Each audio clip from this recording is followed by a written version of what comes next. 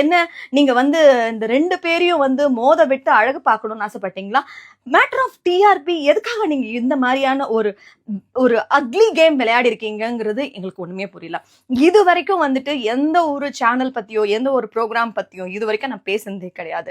இதனால பர்சனலா பாதிக்கப்பட போறது வந்து அந்த வாயில்லா ஜீவன்கள் மற்றும் நாங்க எல்லாரும் தான்.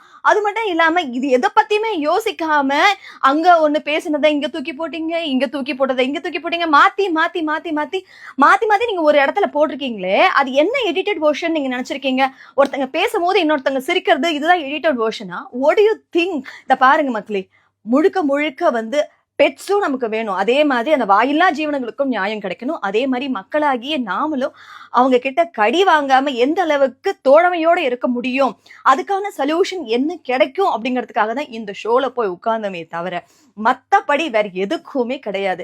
இதுக்கு ஒரு நல்ல தீர்வு கிடைக்கும், கண்டிப்பா வந்து ஒரு நல்ல சொல்யூஷன் கிடைக்கும் அப்படிங்கிறதுக்காக தான் போகணுமே தவிர மத்தபடி உங்க வெறுப்பை சம்பாதிக்கணும் இல்ல உங்க மனசை ஹர்ட் பண்ணணும் அப்படிங்கிறது கிடையாது. நானும் ஒரு மனுஷி தான், எனக்கும் ஒரு குடும்பம் இருக்கு. அப்படி இருக்கும்போது எப்படி உங்க எல்லாரையும் நான் வெறுக்க முடியும்? இன்னைக்கு இந்த இடத்துல நான் இருக்கேன்னா அதுக்கு முக்கியமான காரணமே நீங்க எல்லாரும் தான். அப்படி இருக்கும்போது எதுக்காக நீங்க பாதிக்கப்படணும்னு நான் ஆசைப்படுவேன்? அதை கொஞ்சமாவது யோசிக்கிறீங்களா?